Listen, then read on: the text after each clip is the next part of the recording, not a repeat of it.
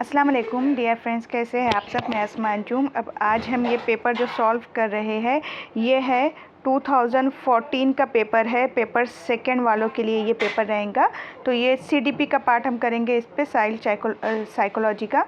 यहाँ पर ना ये हैंड रिटन है पेपर। तो फर्स्ट क्वेश्चन देखते हैं। 2014 का पेपर है ये, पेपर सेकंड वालों का। दर्जे झैल से गुडरिच ने बताए हुए कौन से उम्र का शुमार हर की नशोनुमा यानी कि साइकोमोटर डेवलपमेंट में नहीं होता है। किसका शुमार नहीं होता है? बच्चे की हर की नशोनुमा में यानी कि बदनी नशोनुमा में किसका नहीं होता है पूछा गया है। तो हर की नशोनुमा के तसव्वुर में इनफरादी फ़र्क नज़र आता है, बिल्कुल फ़र्क नज़र आता है। इनफरादी इख्तिलाफ़ पाया जाता है ना हर की नशोनुमा के तसव्वुर में।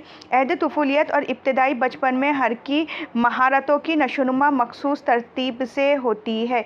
तो ये बात भी क्या है, सही है कि जहाँ इन्फेंसी की बात करते हैं, अहद तुफूलियत यानी कि क्या, पैदाइश से तो 2 साल का बच्चा, और इब्तदाई बचपन तो यहाँ पे नशोनुमा की तरतीब में क्या होगा, मखसूस खुसूसियत एक पाई जाएंगी।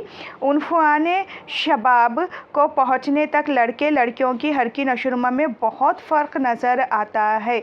तो ऐसा नहीं है कि बहुत ज़्यादा इनकी नशोनुमा में फ़र्क नज़र आएगा। तो ये जो है ना, ये नहीं है, यहाँ से रिलेट नहीं करता। और प्राइमरी मदारिस के बच्चों की हर की नशोनुमा खुसूसन जिस्मानी नशोनुमा की बालिदगी यानी कि क्या, मैच्योरिटी और मश्क पर मुनहसर होती है। बिल्कुल सही है। मश्क पर मुनहसर होंगे, सबसे पहले तो बालिदगी पर यानी कि मैच्योरिटी पर मुनहसर होंगी। तो ऑप्शन नंबर 3 राइट आंसर होगा। नेक्स्ट है, जिस्मानी नशोनुमा के ज़िम्मन में दर्जे झैल से कौन से उम्र आयद नहीं होते हैं। अगर हम जिस्मानी नशोनुमा की बात करें तो इनमें से कौन से उसूल नहीं होंगे। नशोनुमा की पैमाइश की जा सकती है? नहीं, सिर्फ़ और सिर्फ जिस्मानी नशोनुमा की पैमाइश की जाती है। आप ग्रोथ को नाप सकते हैं, उसके अलावा आप इसका सिर्फ मियार देख सकते हैं। तो ये हो गया रॉन्ग और यही फिर आंसर हो जाएगा।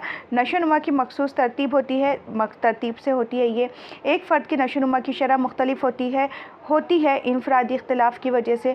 नशोनुमा की तब्दीलियों में इस्लाह की जा सकती है, बिल्कुल की जा सकती है ट्रेनिंग के ज़रिए।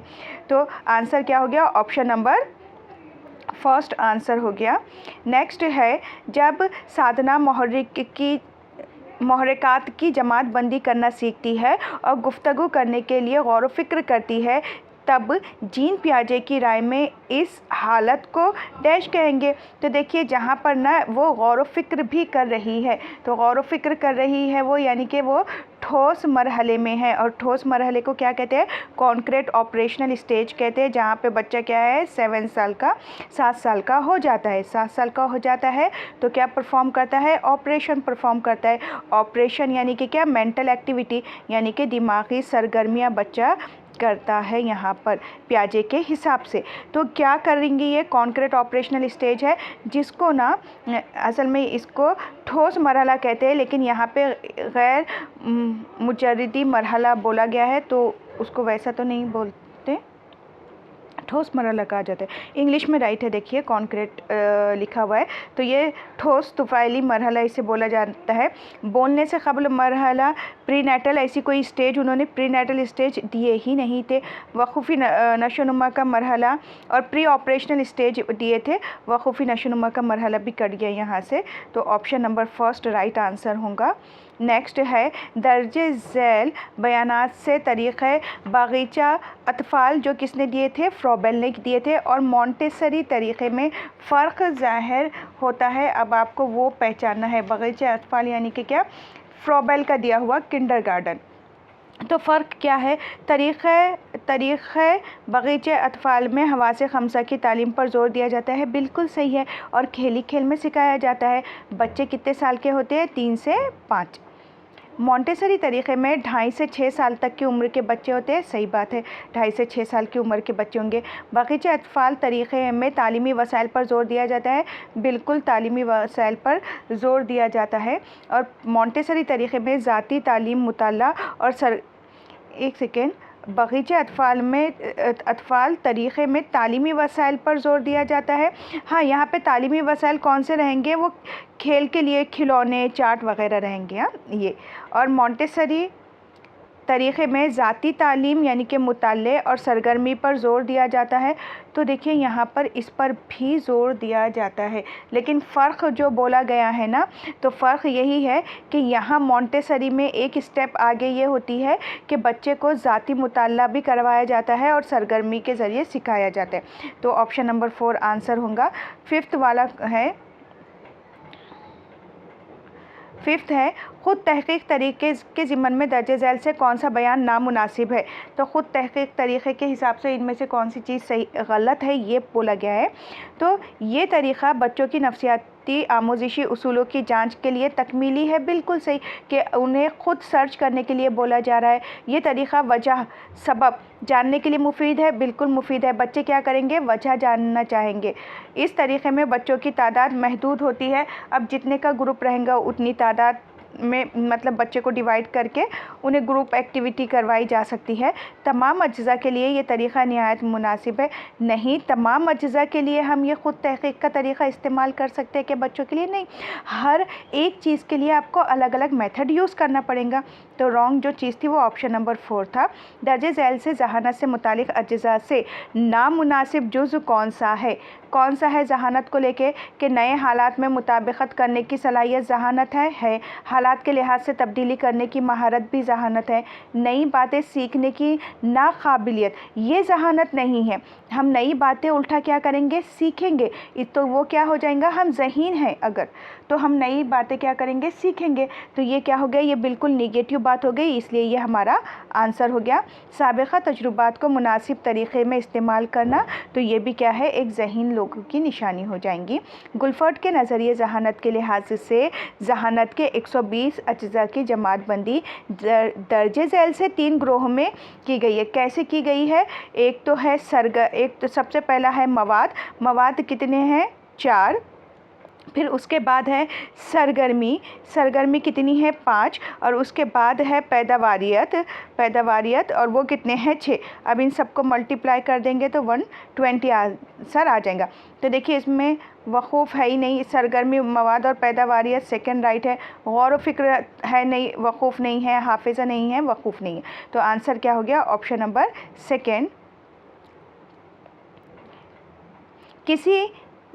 किसी जहन में मुतख़य्यला बनने के लिए दर्ज झैल से कौन सा अमर नामुनासिब है। कौन सी चीज़ नामुनासिब है, साबिक़ा तजुर्बा ज़रूरी है, बिल्कुल ज़रूरी है। मुतख़य्यला बनने के लिए आपको पहले किसी चीज़ का इदराक होना बहुत ज़रूरी होता है। तो साबिक़ा तजुर्बा तो बहुत ज़रूरी है, यानी कि साबिक़ा इदराक होना ज़रूरी है। एक मुतख़य्यला की शिद्दत से तजुर्बा आने के बजाय कई लोगों के मखलूत मुतख़य्यलात का तजुर्बा आता है, सही आता है। मुतख़य्यला की शिद्दत का इन्हिसार तजुर्बे की कसरत पर होता है, बिल्कुल सही, कि आप कितना वो आपके लिए मायने रखती थी चीज़, वो जो तजुर्बा आपने हासिल किए वो कितना आपके लिए मायने रखता था, उस पर रहेगा। किसी भी जहन में तमाम अक़साम के मुतख़य्यला मसावी शिद्दत से पैदा होते हैं। यही मसावी शिद्दत बोल के निगेटिव बात आ गई, तो आपको सोचने का भी काम नहीं था, ये आपका आंसर था। नेक्स्ट है बुनियादी उसूलों और हालात से गुरेज ना करते हुए साइंसी और फ़न तामीर की तख़य्युल से मुराद क्या है। तो ये क्या तख़य्युल है, फ़न तामीर की अगर बात हो रही है तो वो ज़ाहिर बात है अमल की बात हो रही है, तो अमलियती तख़य्युल होगा। जमालियाती हुस्न वाला नहीं है, एआदी हुबहू होने वाला नहीं है, और ना ही आज़ाद तख़य्युल है, वो होगा अमलियती। तलबा के गौर व फ़िक्र और मंतक़ी क़ुव्वत की नशोनुमा के लिए मौल्लिम को क्या टालना चाहिए। यानी कि तलबा को गौर व फ़िक्र भी करना है और वहाँ पे लॉजिकल रीजनिंग भी यूज़ करना है। तो मौल्लिम ने क्या टालना है, मौल्लिम अपनी राय तलबा पर ना डाले, सही बात है, नहीं डालना चाहिए। तलबा को अपनी राय पेश करने की आज़ादी हो देना चाहिए। तमाम राय का तनक़ीदी मुआयना करना सिखाया जाए, बिल्कुल सिखाना चाहिए। जहन पर जज्बात और मुतासिबाना ख़यालात को हावी रखना, ये हम बच्चों को नहीं सिखाएंगे। ऐसी चीज़ बच्चों को सिखाएंगे क्या कि जहन पर अपने जज्बात को हावी रखो आप, ये तो गलत बात है। और तासुबाना जो चीज़ होती है ना, कि तासुब रखना, प्रीजुडिकल थिंकिंग रखना, तो ये निगेटिव थिंकिंग रखना, तो ये हमें बच्चों को बिल्कुल भी नहीं सिखाना चाहिए। तो इस चीज़ को मौल्लिम को टालना पड़ेगा। तो आंसर होगा ऑप्शन नंबर 4। थायराइड गुदूद से रिसने वाली रुतूबत की मिक़दार कम होने पर क्या होता है? तो अगर थायराइड से थायरॉक्सिन नामी रुतूबत खारिज होती है, इसके लिए देखिए वीडियो भी बनाई हूँ मैंने, पूरे जितनी भी रुतूबतें हैं खारिज होती है गुदूद से। तो ख़द ऊंचाई बढ़ती है, जहनी नशोनुमा रुकती है, वज़न कम होता है या जिस्मानी नशोनुमा बेहतर होती है? तो जाहिर बात है कम अगर रिसाव हो रहा है तो जिस्मानी नशोनुमा बेहतर तो नहीं होने वाली है और ना ऊंचाई बढ़ने वाली है, ऊंचाई वगैरह भी उसमें बढ़ेंगी नहीं। दो चीज़ें रह गई, वज़न कम होता है या जहनी नशोनुमा रुकती है? तो बच्चे में जहनी माजूरी आ जाती है, जहनी नशोनुमा रुक जाती है। ऑप्शन नंबर 2 राइट आंसर होगा उसका। नेक्स्ट क्वेश्चन है कि निसाब तालीम तैयार करते वक्त इनफरादी फ़र्क ये नज़र रखना निहायती ज़रूरी है, इस वक्त दर्जे झैल से कौन सा हमारे टालना चाहिए? तो मौलिम ने कौन सी चीज़ टालनी चाहिए? तलबा की पसंद, फ़न और सलाहियत के लिहाज से इक्तिसाबी सहूलियात निसाब में फ़राहम करें। हाँ, ये तो बिल्कुल करना चाहिए क्योंकि इनफरादी फ़र्क, इनफरादी इख्तिलाफ़ात पाए जाते हैं, इसलिए निसाब तालीम की तश्कील में बुनियादी मज़ामीन ड्राइंग, मौसीक़ी वग़ैरह मज़ामीन शामिल करें, बिल्कुल शामिल करें। और निसाब तालीम का खाका मज़बूत दायरे पर मबनी हो तो नहीं, उसमें लचक होनी चाहिए। तो मज़बूत नहीं होना चाहिए बल्कि लचकदार होना चाहिए। तो ये बिल्कुल नेगेटिव पॉइंट हो गया, इसलिए कैंसिल हो गया। कुछ मज़ामीन लाजमी तो कुछ मज़ामीन इख्तियारी हो, ऑप्शनल हो, ये भी रखना चाहिए और वैसे ही रखा जाता है। तो आंसर होगा ऑप्शन नंबर 3।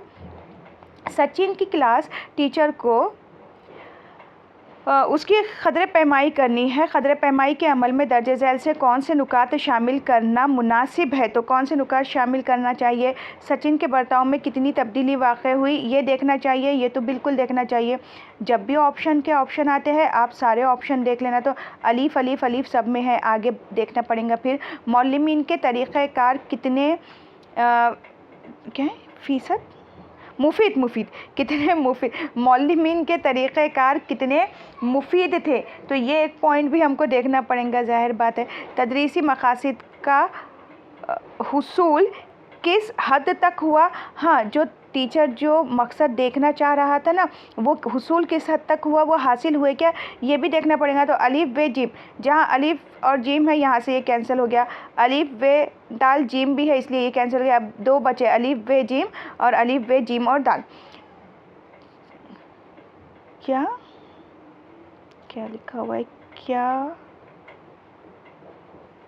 इल्मी तजुर्बात की तरतीब कामयाबी के साथ।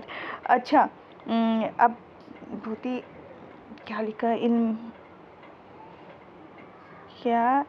अरे तालीमी है, वो तालीमी है, तालीमी। क्या तालीमी तजुर्बात की तरकीब कामयाबी के साथ हुई? तो ये कामयाबी के साथ आपके ऑब्जेक्टिव पूरे हुए क्या नहीं, ये भी देखना है। तो ये भी देखेंगे तो अब पूरे के पूरे हो जाएंगे, अलीफ़ व जीम और दाल। तो आंसर हो जाएगा आपके चारों के चारों राइट रहेंगे। झैल में जांच असेसमेंट के ज़िम्मन में दिए गए बयानात से मुनासिब बयान कौन सा है? मुनासिब बयान कौन सा है असेसमेंट को लेकर? असेसमेंट यानी कि जांच। सबूत और उसका मफ़हूम अक्स करने से मुराद क़द्र पैमाई है, बिल्कुल इसी से मुराद क़द्र पैमाई होता है। क़द्र पैमाई यानी कि क्या, जहां आप रिकॉर्ड रखते हैं, प्रूफ रखते हैं और नतीजा अक्स करते हैं। फ़ैसला जाती अमल में जांच को ज़्यादा अहमियत हासिल होती है। अखराज के मद्देनज़र अखराज की तकमील के लिए जांच ज़रूरी है। ये बिल्कुल ज़रूरी है कि किस हद तक हमारे जो एम्स, जो टीचर ने जो ऑब्जेक्टिव सेट किए थे ना पढ़ाने के लिए, उनकी तदरीस के लिए, तो वो जो अखराज है, जो वो जो गर्ज़ थे, तो वो पूरे हुए या नहीं, ये भी जांचेंगे। तो हस्बे बाला तमाम हो जाएंगे। यहाँ पे आंसर होगा हस्बे बाला तमाम। नेक्स्ट क्वेश्चन है, दर्जे झैल से कौन सा बयान मुसलसिल व हमागिर क़द्र पैमाई का मकसद नहीं है? CCE के बारे में पूछा गया है। CCE के मकसद नहीं है। ख़ारिजी इम्तिहानात के लिए तकमीली वसीला होना ये मकसद होगा। मौलिमीन को ज़ाती रोज़गार के लिए मदद करना, तो ये तो बिल्कुल भी क़द्र पैमाई का मकसद नहीं होता। CCE यानी कि क्या, कंटिन्यूअस कॉम्प्रिहेंसिव इवैल्यूएशन, जो हम साल भर बच्चे को ना अलग अलग तरह से जांचा जाता है बच्चे को। तो मौलमीन को ज़ाती रोज़गार का इससे कोई लेना देना नहीं, इसलिए आंसर हमको डायरेक्ट मिल गया। अब मैं अदर नहीं पढ़ रही हूँ क्योंकि ना वो हैंड रिटन है। अब आंसर मिल गया तो फिर आगे बढ़ जाते।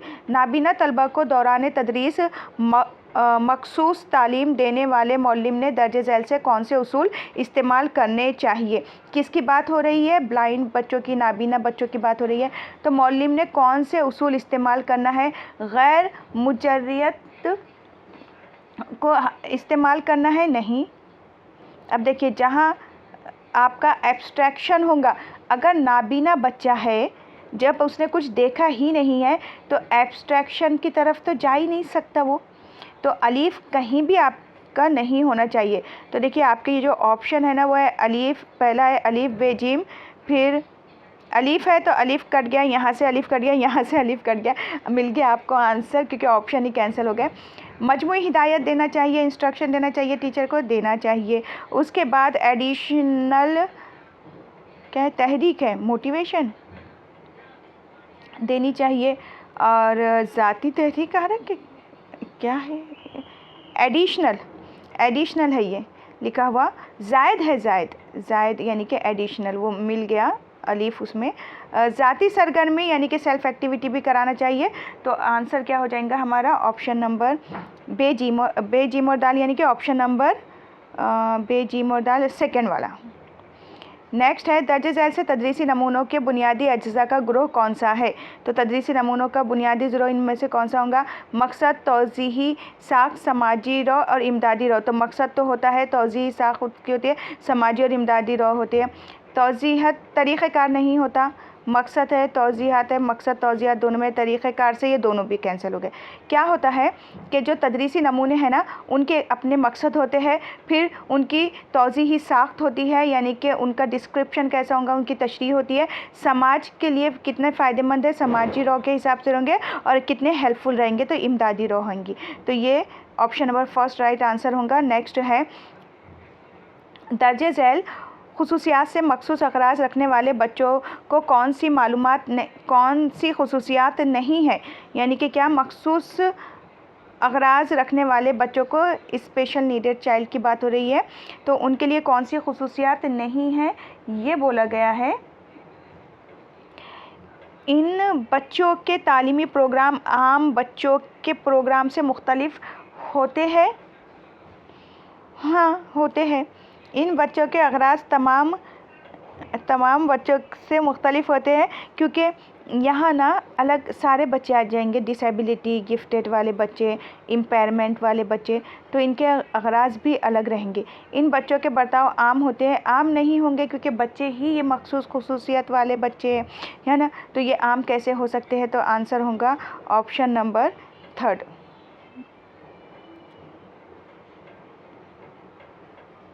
रमेश हारमोनियम बजा सकता है, इसलिए वो वायलिन बजाना जल्द सीख सकता है। इसी तरह, अब ये हैंड रिटन पेपर है, इसी तरह रेहाना बैडमिंटन खेल सकती है, इसलिए वो टेनिस, ये ना आमोजिश, ये क्या है? ट्रांसफ़र ऑफ लर्निंग है, आमोजिश की मुंतकिली है। तो मुंतकिली का कौन सा नज़रिया यहाँ पे है, ये पूछा गया ना।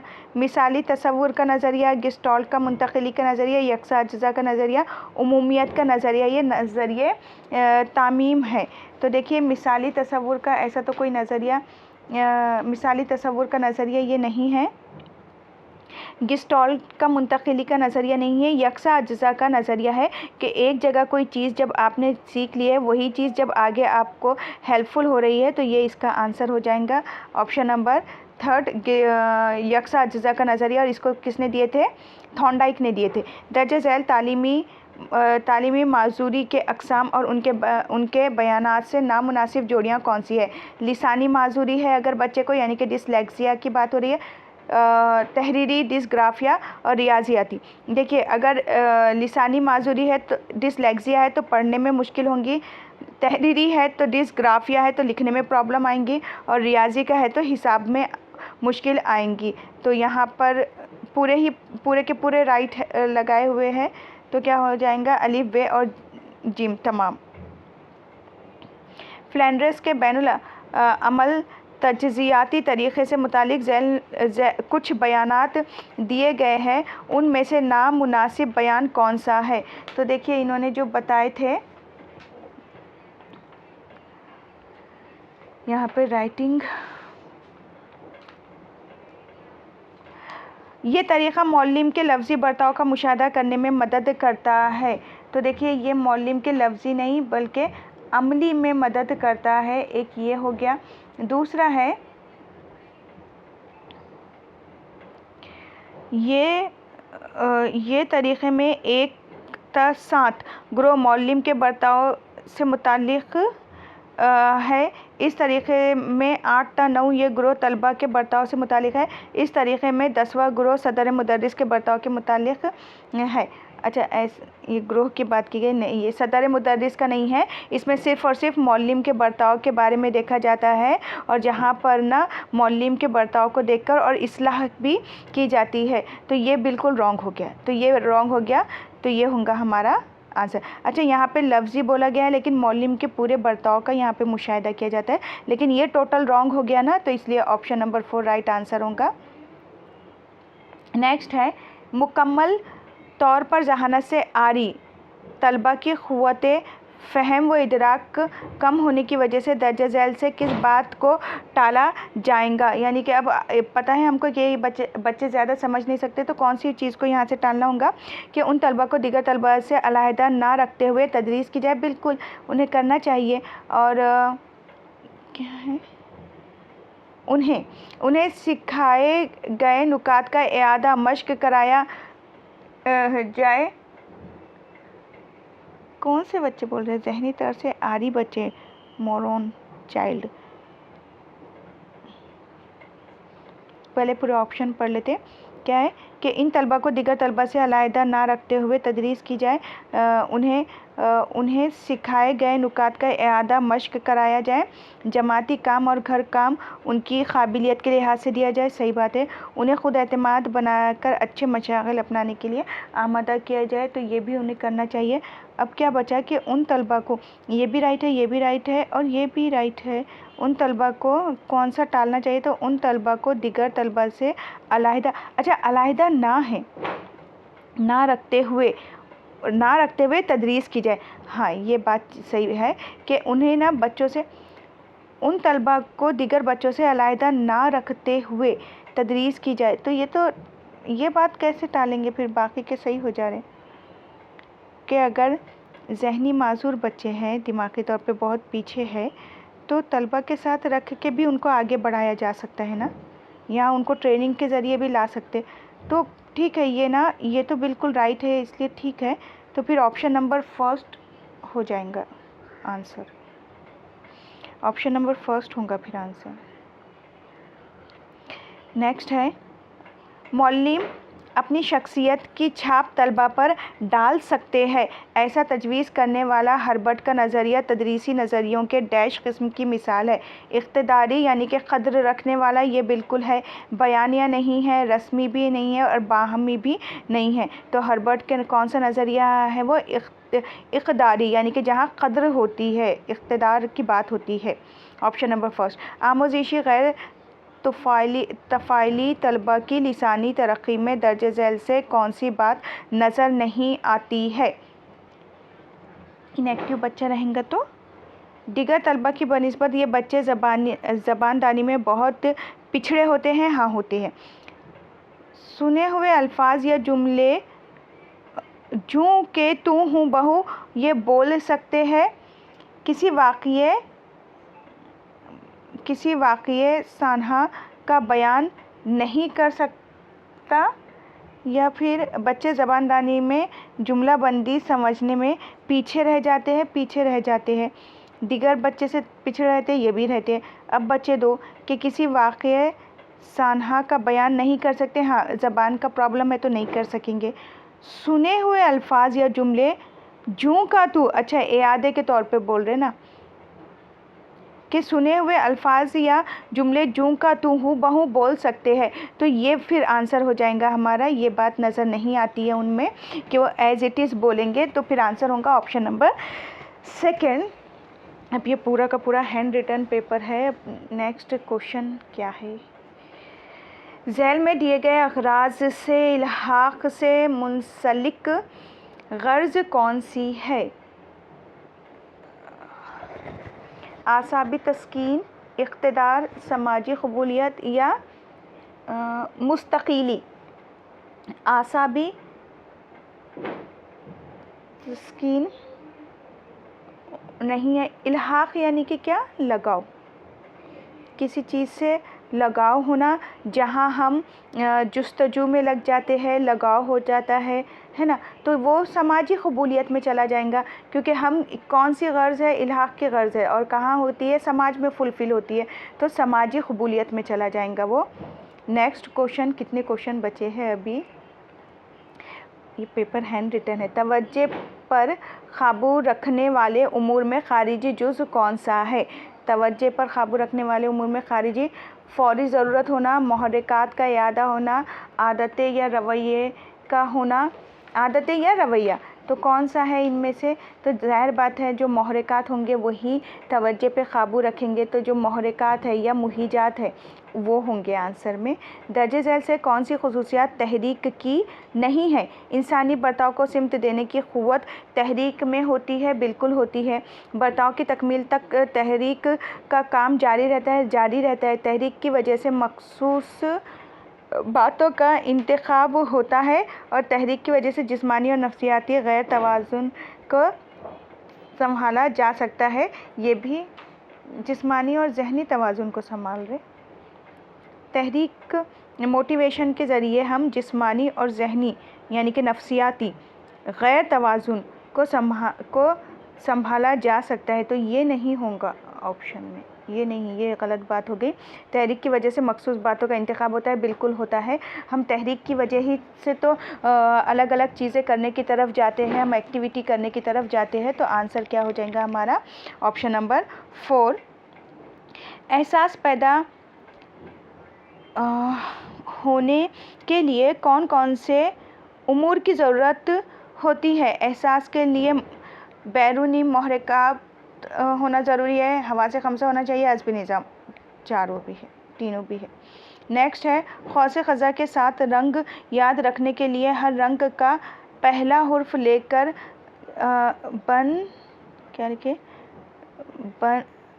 बन की पहनाल, बनफशी, नीला। अच्छा, कुछ वर्ड वहाँ पे बनाए हैं, कहाँ के?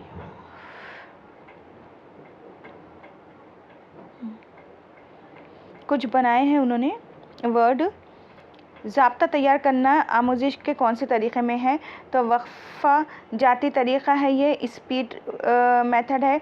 इमदादी हाफ़िज़े का तरीक़ा होगा ये, तो ज़ाहिर बात है इमदादी हाफ़िज़े का तरीक़ा है, यानी कि निमोनिक्स की बात हो रही है। निमोनिक्स यानी कि क्या? याद रखना, याद करने की बात होती है, और उसके लिए हम क्या कर रहे हैं? ये एक टेक्निक को यूज़ कर रहे हैं, तो ये क्या हो जाएगा? इमदादी हाफ़िज़े का तरीक़ा। तो ये बिल्कुल राइट हो गया। अब देखिए ये पेपर ना हैंड रिटन था, फिर भी हमने क्या करे उसको कर लिए। तो ये 2014 का पेपर सेकंड वालों के लिए था, इनके ना नफ्सियात के क्वेश्चन थे। उसके अलावा जो सीटेट है अभी आपका 14 दिसंबर को होने वाला, उसके ऑनलाइन और ऑफ़लाइन बैचेस 11 तारीख से स्टार्ट हो गई है, और आप एग्ज़ाम के बाद उसको कंटिन्यू कर सकते हैं, जहाँ पे लाइव लेक्चर और रिकॉर्डेड लेक्चर आपको मिल जाएंगे। वीडियो को शेयर कीजिए। अल्लाह हाफिज़।